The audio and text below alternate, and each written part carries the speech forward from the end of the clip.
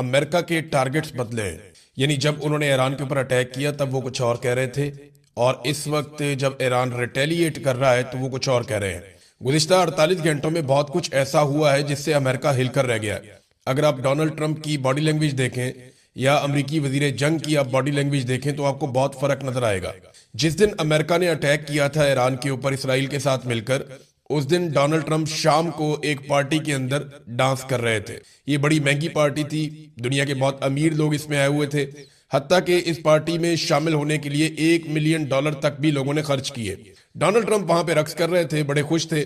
لیکن اب اگر آپ گزشتہ شب کی ان کی فوٹیج دیکھیں تو ان کی باڈی لینگویج بہت ڈاؤن ہے، ان کے کندھے جو ہیں وہ جھکے ہوئے ہیں اور ڈونلڈ ٹرمپ کی ہوائیاں اڑی ہوئی ہیں. یہ 48-72 گھنٹوں کے اندر ڈونلڈ ٹرمپ کے ساتھ ہوا ہے، اور یہ سب کچھ ہوا ایران کی ریٹیلیشن کی وجہ سے. پہلے جو ایران کے خلاف ٹارگٹ تھے امریکہ کے، وہ کیا تھے ذرا یہ آپ ذہن میں رکھ لیں، کیونکہ یہ نیتن یاہو اور امریکہ نے مل کر طے کیے تھے ڈونلڈ ٹرمپ نے. تو پہلے جو ٹارگٹ تھے ان میں ایک تھا رجیم تبدیل کرنا ہے ایران کے اندر. یہ سب سے بڑا اور مین ٹارگٹ تھا کہ اپنی حکومت کو لا کے ایران کے اندر انسٹال کرنا، جس کے لیے رضا پہلوی کو تیار کیا گیا. اس کا انٹرنیشنل میڈیا میں امیج بنایا گیا، اس کے انٹرویوز کروائے گئے، اور اس طریقے سے رضا پہلوی سامنے بھی آ جاتا ہے، بہت سارے سٹیٹمنٹس بھی دیتا ہے. تو کوشش یہ تھی کہ ایران کے اندر رجیم تبدیل کر دیا جائے. پہلا ٹارگٹ یہ تھا. اور دوسرا ٹارگٹ تھا کہ ایران کو مکمل طور پہ نہتہ کر دیا جائے، تمام ہتھیار ان کے تلف کر دیے جائیں. یہ تھا دوسرا ٹارگٹ. لیکن اب یہ ٹارگٹ بدل گئے ہیں، اور یہ آپ کو پتا چلتا ہے ایک تو امریکی نائب صدر جے ڈی وینس ان کے سٹیٹمنٹ سے، اور دوسرا جو امریکہ کے اندر اب بیانات آ رہے ہیں لگاتار، ان سے آپ کو پتا چلتا ہے کہ امریکہ محدود جنگ لڑنا چاہتا ہے. یعنی یہ ان کے نائب صدر بھی کہہ رہے ہیں، اور امریکہ سے سب لوگ یہ کہہ رہے ہیں کہ ہم جنگ طویل کے اندر جانا نہیں چاہتے، اور زمین پہ تو بالکل ہی نہیں اترنا چاہتے.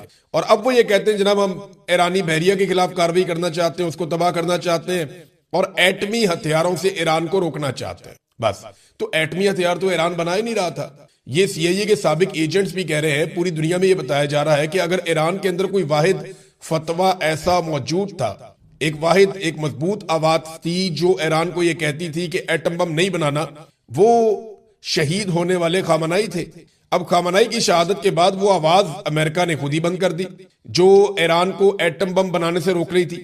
ایران کے بعد دیکھیں جو انٹرنیشنل رپورٹس ہیں نا، اس کے مطابق 60% تک افزودہ یورینیم موجود ہے.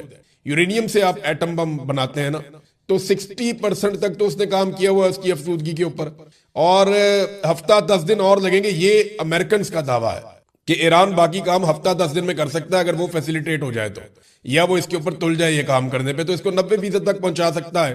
اب 460 کلو یورینیم ایران کے اوپر ایلیگیشن لگتا ہے کہ اس کے پاس ہے، اور اس سے وہ 11 ایٹم بم بنا سکتا ہے. اس سے کتنی بڑی تباہی ہو سکتی ہے. تو وہی کہتے ہیں جی ایٹمی ہتھیاروں سے ایران کو روکنا ہے. اب یہاں پہ آ گیا معاملہ. پہلے تو معاملہ کچھ اور تھا، اب معاملہ کچھ اور ہے. امریکہ اپنے ٹارگٹس بدل رہا ہے. یعنی چلو آپ یہ دیکھ لینا کہ انگور کھٹے ہیں، یہ مثال آپ نے سنی ہوگی کہ لومڑی چھلانگے مارتی ہے، جب وہ نہیں قابو آتے تو کہتی ہے انگور کھٹے ہیں. تو امریکہ اپنے اصل ٹارگٹس اچیو نہیں کر سکا. امریکہ کے اندر ایک بحث چل رہی ہے، اور یہ بار بار چل رہی ہے، اور سب یہ کہہ رہے ہیں کہ اسرائیل نے امریکہ کو اس لڑائی کے اندر پھنسایا ہے.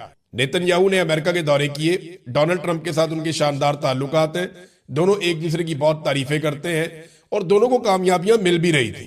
تو ڈونلڈ ٹرمپ کو 2 چیزوں کا خدشہ ہے. ایک تو ایپسٹین فائل کا بڑا سیریس ایشو اٹھا ہوا ہے امریکہ میں.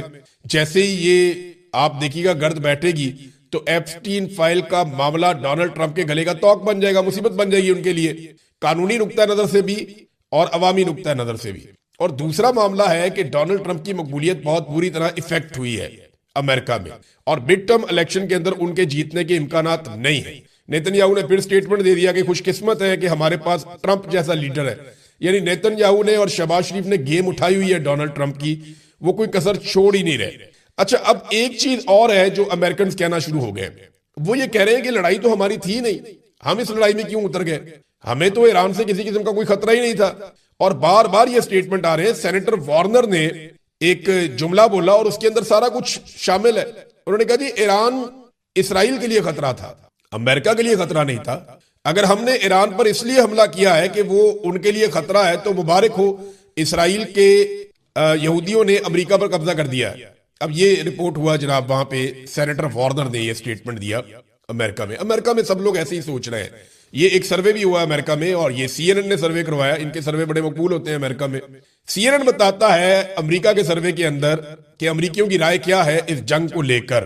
ڈونلڈ ٹرمپ امریکیوں کو ایران کے خلاف جنگ پر قائل نہیں کر سکے، اور 59% امریکی اس جنگ کے خلاف ہیں۔ 88% جو امریکی ہیں وہ یہ کہتے ہیں کہ ایران کی سرزمین پر فوج نہیں اتارنی چاہیے، یعنی انہوں نے مخالفت کر دی ہے، جبکہ ڈونلڈ ٹرمپ کہتا ہے ہم یہ کر سکتے ہیں، لیکن امریکی کہہ رہے ہیں کہ ایسا بالکل نہیں کرنا چاہیے، اور 88% امریکی اس کے خلاف ہیں ڈونلڈ ٹرمپ کی رائے کے، اور لگ بھگ 60% یہ کہتے ہیں کہ ٹرمپ کے پاس ایران سے ڈیل کرنے کا کوئی پلان نہیں تھا، کہ ایران سے کس طرح نمٹنا ہے اس کے بعد پلان ہی کوئی نہیں تھا، اور انہوں نے اس جنگ کی مخالفت کی ہے۔ ناظرین، سعودی عرب کے اندر جو امریکی امبیسی کے اوپر اٹیک ہوا، میں نے آپ کو پچھلے ویلاگ میں بتایا تھا، اس کی تصدیق ہو گئی ہے، اور اب کچھ اطلاعات آ رہی ہیں جو مجھے وہاں پہ مقامی سورسز نے بتایا۔ انہوں نے کہا جی کہ وہاں پہ امریکی فوجی اور دیگر لوگ بھی موجود تھے امبیسی کے اندر۔ یہ امریکن امبیسیز کے اندر کا فوج کا عملہ ہوتا ہے، حفاظت کے لیے بھی ہوتا ہے، وہاں پہ موجود رہتا ہے۔ تو کیونکہ سعودی عرب سے یہ آپریشنز کر رہے تھے، تو امریکن امبیسی جو ریاض میں ہے، جہاں پہ اور امبیسیز بھی ہیں اس علاقے میں، وہاں پہ ان کی موجودگی کوئی حیرت کی بات نہیں ہے، لیکن اس کے اوپر 2 اٹیک کیے گئے ہیں، اور ایک اور حملہ کیا گیا ہے جو نیتن یاہو کے دفتر پہ ہوا ہے۔ ان دونوں حملوں کے اندر میزائل استعمال کیے گئے ہیں، اور دونوں حملوں کے اندر شدید نقصان ہوا ہے۔ اب کتنے لوگ مارے گئے ہیں، کتنا نقصان ہوا ہے، اس کی تفصیلات نہیں آ رہی۔ امریکہ اور اسرائیل یہ تفصیلات نہیں بتانا چاہ رہے، سامنے نہیں رکھ رہے ابھی تک۔ ناظرین، ایران نے اپنا ایک آفیشیل سٹیٹمنٹ جاری کیا ہے۔ اس سٹیٹمنٹ میں ایران یہ کہتا ہے کہ وہ اپنی 6000 سال پرانی تہذیب کا دفاع کرے گا۔ ہم نے لمبی جنگ کی تیاری کر رکھی ہے، اور ہم نے پہل نہیں کی۔ دشمن کو اپنے غلط اندازوں پہ پچھتانا پڑے گا۔ ہم امریکہ اور اسرائیل کے اوپر مزید جہنم کے دروازے کھول دیں گے۔ دیکھیں، یہ نا ایک سٹیٹمنٹ آپ کو اور دیکھنا چاہیے ساتھ میں۔ یہ جیو پولیٹیکل تجزیہ کار ہے پروفیسر جیانگ، یہ کینیڈا میں ہوتے ہیں، اور ان کی بڑی نظر ہے اور ان کی بڑی ریسرچ ہے۔ انہوں نے کہا جی ایران نے 20 سال کی لڑائی کی تیاری کی ہے، امریکہ 21ویں صدی کی جنگ کے لیے تیار نہیں ہے۔ ایران کو امریکہ پر اس خطے میں کئی قسم کی اسٹریٹجک برتریاں حاصل ہیں دفاعی نقطہ نظر سے، اور یہ ایک تھکا دینے والی لمبی جنگ بن سکتی ہے، جس میں امریکہ کے لیے تو بہت مشکلات ہو جائیں گی۔ دیکھیں نا، جو ایران کے ہتھیار ہیں جو بڑے خوفناک ہیں، جنہوں نے اس وقت مصیبت ڈالی ہوئی ہے، میں ان کے بارے میں آپ کو تھوڑا بتا دیتا ہوں۔ ایک تو یہ ہے کہ جو آبنائے ہرمز کی بندش ہے، یہ دنیا کے لیے ایک ڈراؤنا خواب ہے، اور ایران کے پاس یہ کیپیسٹی ہے کہ اس کو لمبے عرصے تک بند رکھ سکتا ہے۔ اب دنیا بھر کی کمپنیاں جو ہیں وہ خسارے میں جانا شروع ہو جاتی ہیں، اور آپ کو پتا ہے دنیا کی سب سے امیر کمپنیاں آئل کی، اور سب سے بڑا بزنس جو ہے، one of the biggest businesses in the world, یہ آئل مارکیٹ ہے، اور اس سے دنیا کی باقی ساری مارکیٹ کنٹرول بھی ہوتی ہے۔ تو یہاں پہ جو یہ بندش ہے، اس کے نتیجے میں خلیجی ممالک کا بہت نقصان ہو رہا ہے، امریکہ پہ اور یورپ پہ دباؤ بڑھ رہا ہے۔ یورپ میں جو گیس کی قیمتیں ہیں، یورپین گیس کی، وہ لگ بھگ 50% تک اوپر جا چکی ہیں، اور مزید اوپر چلی جائیں گی۔ $85 فی بیرل تک، یعنی $5 مزید اضافہ ہو گیا ہے، اور یہ لگاتار اضافہ ہوتا چلا جا رہا ہے عالمی منڈی میں تیل کی قیمتوں میں۔ یہ چیز دباؤ بڑھاتی چلی جائے گی۔ دوسرا ایک اور بڑا خوفناک ہتھیار جو ایران استعمال کر رہا ہے، یہ 2 جن کو وہ فزیکلی یوز کر رہا ہے، ایک اس کے کلسٹر بمز ہیں۔ انہوں نے اسرائیل کو اور امریکہ کو بہت حیران کیا، خاص طور پہ اسرائیل کو، اس لیے کہ اسرائیل کے شہروں کے اوپر وہ یہ کلسٹر بم پھینکتے ہیں۔ یہ کلسٹر بم ہوتا کیا ہے، میں آپ کو بتا دیتا ہوں۔ یہ ایک ایسا بم ہوتا ہے جس کو جب کوئی فائر کرتا ہے تو ایک مخصوص فاصلے پہ پہنچنے کے بعد، اس سے پہلے کہ اس کو انٹرسپٹ کیا جائے، یہ ایک بم بہت سارے بموں میں تبدیل ہو جاتا ہے، اور آگے سے یہ بارش کر دیتا ہے بموں۔ تو یہ کلسٹر بم ہے، یہ امریکہ نے مارے تھے افغانستان کے اندر، اور بھی کئی جگہوں پہ مارے ہیں انہوں نے۔ تو یہ جو کلسٹر بم ہے، یہ اسرائیل کے اوپر ایران استعمال کر رہا ہے۔ حیرت کی بات یہ ہے کہ ایرانی سائنسدانوں کو لگاتار نشانہ بنایا گیا گزشتہ کئی سالوں میں، لیکن اس کے باوجود ان کے ہتھیاروں کی تیاری کو روکا نہیں جا سکا۔ ان کے میزائل بھی تیار ہیں، ان کے ڈرون بھی تیار ہیں، اور لگاتار تیار ہو رہے ہیں۔ یہ جو کلسٹر بم ہے ایران کے پاس، یہ 80 دیگر بموں میں تبدیل ہو جاتا ہے، یعنی اس سے پہلے کہ اسرائیل کے انٹرسپٹرز یا آئرن ڈوم یا پیٹریاٹ دفاعی سسٹم وہ اس کو نشانہ بنائے، اس سے پہلے یہ بہت سارے بموں میں تبدیل ہو جاتا ہے، اور پھر یہ آگ کی طرح زمین کے اوپر برستا ہے۔ آپ نے بہت ساری ویڈیوز دیکھی ہوں گی کہ اچانک سے بہت سارے بم فضا سے زمین کی طرف آتے ہیں۔ یہ کلسٹر بم ہے، اور اس نے بھی ایک مصیبت ڈالی ہوئی ہے، کیونکہ اس کو روکنے کا کوئی سسٹم ہوتا نہیں ہے، اس کو آپ روک نہیں سکتے۔ اور دوسرا بڑا مسئلہ جو ایران کے ڈرونز ہیں، جو وہ انتہائی کم قیمت میں خود تیار کرتا ہے، یعنی عالمی مارکیٹ میں اس کی قیمت $20,000 سے لے کر $35,000 تک ہے. اب ایران کو کتنے کا پڑتا ہے یہ تو آپ اندازہ لگا سکتے ہیں کہ جب آپ خود تیار کرتے ہیں تو آپ کو اور بھی سستا پڑتا ہوگا. تو ان ڈرونز کو روکنے کے لیے، یعنی ڈرون تباہی تو پھیلا رہے ہیں اور یہ بہت سستے ڈرونز ہیں، لیکن جتنی تیزی سے یہ بن رہے ہیں، جتنی تیزی سے ایران ہتھیار بنا رہا ہے، اتنی تیزی سے ان ہتھیاروں کو روکنے والے ہتھیار نہیں بنا پا رہے. یعنی یہ آپ کو وزیر خارجہ امریکہ کے انہوں نے یہ کہا، مارکو روبیو کا سٹیٹمنٹ ہے کہ ایران 100 سے زیادہ تیار کر لیتا ہے ہتھیار ایک مہینے میں، میزائل، جبکہ ان کو روکنے کے لیے 7 سے 8 تیار ہوتے ہیں ایک مہینے میں. تو یہ ایک عدم توازن ہے. اور دوسرا یہ ہے قیمت کا فرق بہت زیادہ ہے. انٹرسپٹر بہت مہنگا ہے، 100 گنا قیمت کا فرق ہے، جبکہ ایرانی ہتھیار بہت سستے ہیں اور وہ ان کی معیشت کا بھٹا بٹھا دیں گے اگر یہ لڑائی لمبی چلتی ہے. تو اب امریکہ اس لڑائی سے نکلے کیسے، یہ ہے جی سب سے بڑا سوال، کیونکہ اس لڑائی سے نکلنا پڑے گا نا. تو اس کے لیے امریکہ کو اب ایران کے دوستوں سے رابطہ کرنا پڑے گا جو مشترکہ دوست ہیں. یعنی ترکی اس میں رول پلے کر سکتا ہے، پاکستان رول پلے کر سکتا ہے، اس کے اندر چین اور رشیا، یہ دونوں ممالک بھی رول پلے کر سکتے ہیں. اقوام متحدہ کا پلیٹ فارم بھی استعمال کیا جا سکتا ہے. تو امریکہ ایک مرتبہ تو ایسا لگتا ہے کہ زور اور طاقت کا استعمال کرنے کی کوشش کرے گا، لیکن الٹیمیٹلی اس کو یہ لڑائی روکنی پڑے گی، کیونکہ امریکہ کے اتحادیوں کا اس میں زیادہ نقصان ہو رہا ہے اور ایک بد اعتمادی پھیل رہی ہے. عرب ممالک جنہوں نے بے شمار پیسہ امریکہ کو دیا اپنے دفاع کے لیے، جب وقت آیا تو انہوں نے خود دیکھا کہ امریکہ اپنا دفاع نہیں کر رہا عرب ممالک کے اندر. یعنی ایران کا اٹیک کوئی عرب ممالک کے اوپر تو نہیں ہے نا، ایران اٹیک کر رہا ہے امریکہ کی بیسز کے اوپر، یا امریکن امبیسی ہے ان کے دفاتر پہ، یا جہاں پہ امریکنز موجود ہیں. اب وہاں پہ امریکنز اپنا دفاع نہیں کر پا رہے ان عرب ممالک کے اندر، تو یہ عرب ممالک کا دفاع کیا کریں گے، یہ سوال پیدا ہو گیا ہے. امریکہ نے آرڈر جاری کیا ہے کہ فوری طور پہ امریکی شہری 14 ملکوں سے نکل جائیں. اب ان ملکوں سے امریکہ اربوں ڈالر وصول کرتا ہے ہر مہینے ان کے دفاع کے لیے، اور وہاں سے اپنے شہریوں کو بھگا رہا ہے. اس کا مطلب یہ ہے کہ امریکہ دفاع کرنے میں ناکام ہو گیا. اب عربوں کو سوچنا پڑے گا کہ اپنی فوج تگڑی کرنی ہے، اپنے ہتھیار بنانے ہیں، یا امریکہ کی طرف ہی دوبارہ دیکھنا ہے. یعنی ایران، عراق، شام، اسرائیل، مصر، قطر، عمان، اردن، یمن، کویت، بحرین، لبنان، سعودی عرب، یو اے ای، ان سارے ملکوں سے امریکہ اپنے شہریوں کو نکال کر لے جا رہا ہے. اب ان ملکوں میں سے اکثریت کو یہ سوچنا ہے کہ ہم اربوں ڈالر امریکہ کو دیتے ہیں اپنے دفاع کے لیے، وہ اپنا دفاع ہماری سرزمین پہ نہیں کر پا رہا، تو ہمارا دفاع کیا کرے گا. اور اسرائیل کے دفاع کے لیے امریکہ نے پورا زور لگایا. جو اسرائیل کی شہروں کی حالت ہے وہ بھی آپ دیکھ لیں، فوٹیج اویلیبل ہے ہر طرف، آپ کو فوٹیج نظر آ جائے گی. عراق میں ایک گروپ ہے، مزاحمتی گروپ، انہوں نے عراق میں ایک ہوٹل ہے جہاں پہ امریکی فوجی موجود تھے، اس کو نشانہ بنایا ہے. یہ ایربل ہوٹل ہے اور یہاں پہ انہوں نے دعویٰ کیا کہ امریکی فوجی مارے گئے. اب امریکی فوجی کتنے مارے گئے اس کے بارے میں ہم کچھ کہہ نہیں سکتے. امریکنز تو بہت کم تعداد بتاتے ہیں، وہ بتاتے ہی نہیں ہے. امریکنز افغانستان اور عراق کے اندر بھی اپنی لاشیں چھپاتے تھے، وہ نہیں بتاتے تھے ان کے کتنے فوجی مارے گئے.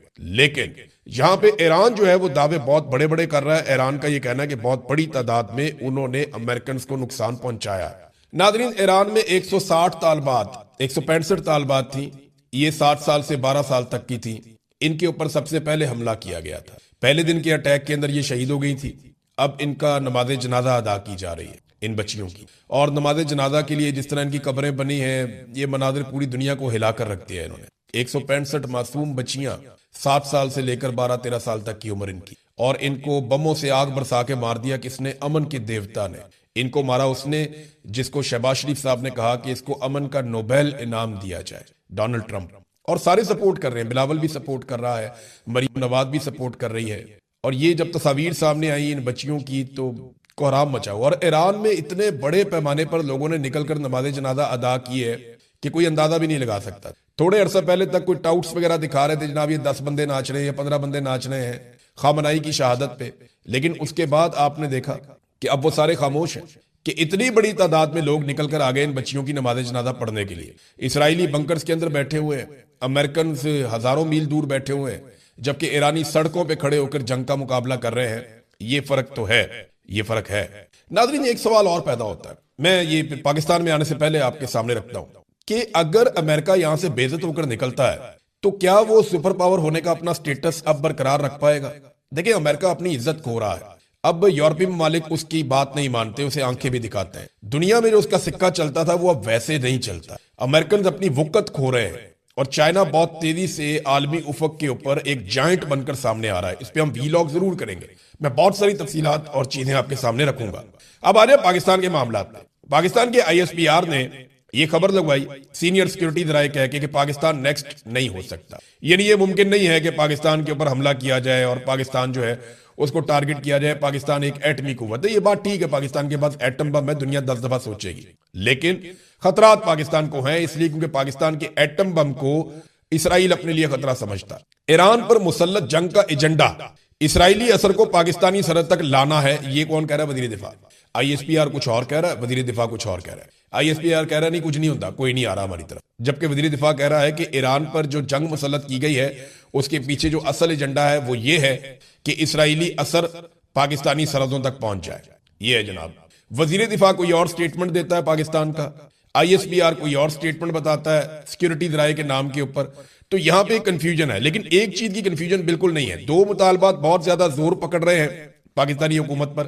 نمبر ایک, بورڈ آف پیس سے نکل جائیں فوری طور پہ. نمبر دو, جو نوبیل انعام کی نامزدگی آپ نے کی ہے وہ واپس لے لیں, کیونکہ ٹرمپ کی امریکہ میں جو حالت ہو رہی ہے نا, پاکستانی رجیم کو چاہیے کہ آہستہ آہستہ اب ٹرمپ سے کوئی تھوڑا بہت فاصلہ بنا لے.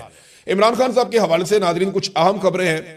نمبر ایک تو یہ کہ عمران خان صاحب کی آج بھی ان کی بہنوں سے ملاقات نہیں کروائی گئی. یہ انتہائی افسوسناک ہے. عمران خان صاحب کی آنکھ ایک ضائع ہونے کی اطلاع آئی اور اس کو جو ہے وہ سرکاری ذرائع نے اس کی تصدیق کی.